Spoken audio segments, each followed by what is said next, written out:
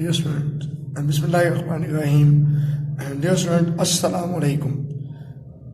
उम्मीद है आप अल्लाह के हिफ्ज़-ओ-अमान में होंगे। अल्लाह ताला आपको अपने हिफ्ज़-ओ-अमान में रखे। डियर स्टूडेंट्स, आज हम 8th क्लास के लेसन नंबर 10 पे हैं और चैप्टर नंबर 2 से इसका आगाज़ करेंगे।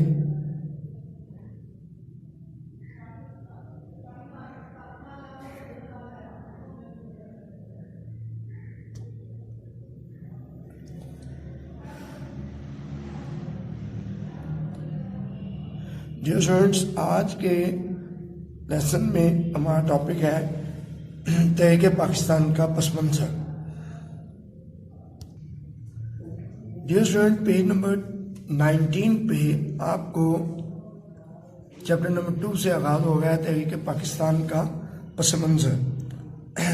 बरसगीर जनूबी एशिया में मुसलमानों की आमद 712 ईस्वी में मोहम्मद बिन कासिम की फतह सिंध से शुरू हुई।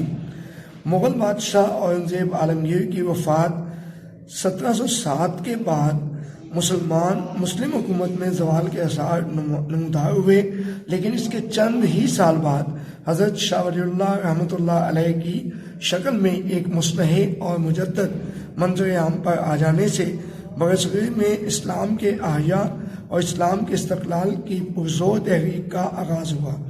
सियासी सतह पर अंग्रेज़ों ने तिजारती ईस्ट इंडिया कंपनी के नाम से अपना रसूख खूब बढ़ाया।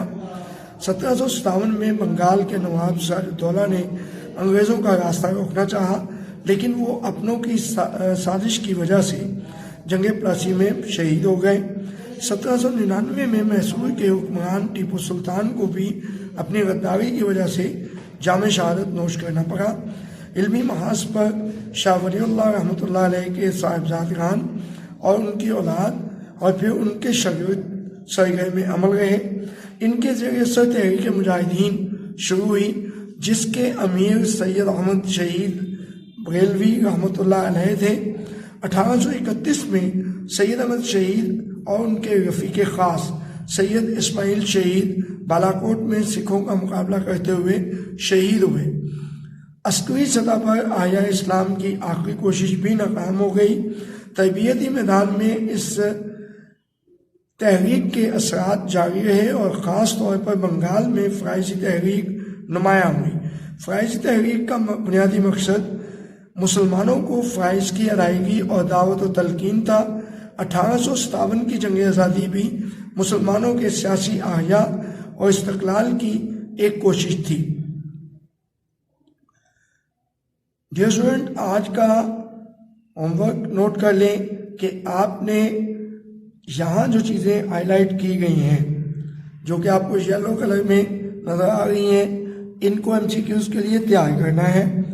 और इसमें से 2 शॉर्ट क्वेश्चन, फ़राइज़ी तहरीक का बुनियादी मकसद क्या था, और इसी तरह सैयद अहमद शहीद और उनके रफ़ीक़ ख़ास सैयद इस्माइल शहीद कब और कहाँ शहीद हुए। इन दोनों सवालों के जवाब आपने लिखकर अपनी होमवर्क कॉपी पे लाने हैं। फ़ी अमानिल्लाह। अल्लाह आपको अपने हिफ्ज़-ओ-अमान में रखे। शुक्रिया।